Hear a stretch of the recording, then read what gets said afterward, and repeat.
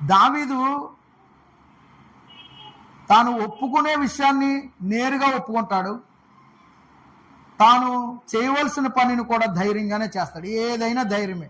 అతడు సింహపు గుండె వంటి గుండె గలవాడు అని రాయబడింది. అతని గుండె ఎంత ధైర్యవంతమైందో చూడండి. అతని గుండె ఎంత ధైర్యవంతమైందో చూడండి. సింహపు గుండె వంటి గుండె గలవాడు. అసలు దావీదు కత్తి పట్టుకుని యుద్ధ భూమిలోకి దిగితే శత్రువు అప్పుడే చచ్చిపోతాడు. దావీదు యుద్ధ భూమిలో దిగాడు అనగానే ఆడు చచ్చిపోతాడు.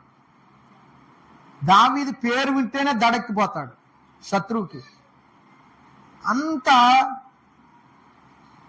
అరవేర భయంకరంగా యుద్ధం చేస్తాడు. కత్తి పట్టాడంటే 10,000 20,000 మందిని చంపుతాడు. వేల మందిని నరుక్కుంటా పోతాడు. దావీదు యుద్ధంలోకి దిగాడంటే అసలు సింహమే ఎలాంటిదండి, మహారాజాని ఫీల్ అవుతుంది అరణ్యానికి. అలాంటి సింహమే ఒక బాలుడి చేతిలో చనిపోవడం అంటే అసలు ఎంత ఆశాస్పదమో చూడండి. సింహ జాతికే అవమానం. సింహ జాతికే అవమానం. ఎలాగొచ్చింది ఆయనకి అంత ధైర్యం అంటే దేవునితో ఆయనకున్న సంబంధం అలాంటిది. దేవుడు ఎంత ధైర్యం కలిగి ఉంటాడో ఆయనతో సంబంధం కలిగిన దావీదు కూడా అంతే ధైర్యం, అంతే రోషం, అంతే పౌరుషం. గొలియాతు దూషిస్తున్నాడనే మాట చెవిలో పడినప్పుడు మహారోషంతో చిన్న రాయి పట్టుకెళ్ళి కొట్టేశాడు గొలియాతుని.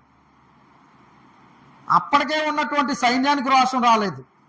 అప్పటికప్పుడే వచ్చాడు, విన్నాడు, రోషం ఉంది. దావీదుకి ఎంత రోషం ఉంటుందో దేవుని విషయంలో అంత పౌరుషంగానే బ్రతికాడు. దావీదు జీవితం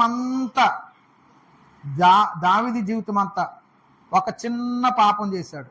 లేక అది పెద్ద పాపమో చిన్న పాపమో ఒక పాపమే చేశాడు. దేవుడే సాక్ష్యం ఇచ్చాడు.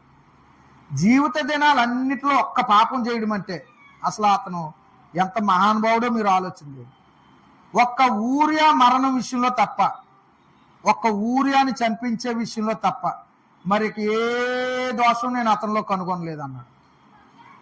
ఇప్పుడు మీరు చెప్పండి, దేవుడు మిమ్మల్ని నన్ను నిలబెట్టి నా గురించి చెప్పు ప్రభా, పోనీ మీ గురించి ఎత్తుకు నా గురించి చెప్పు ప్రభా అంటే నువ్వా? ఒకసారి నీ లిస్ట్ తీసుకొని అలా రీల్ వదిలినట్టు వదిలేడు అనుకోండి, అది అమెరికా వెళ్ళిపోద్ది. 7 సముద్రాలు దాటుకుంటూ వెళ్ళిపోద్ది మన లిస్ట్, అలా వెళ్ళిపోతుంది. కానీ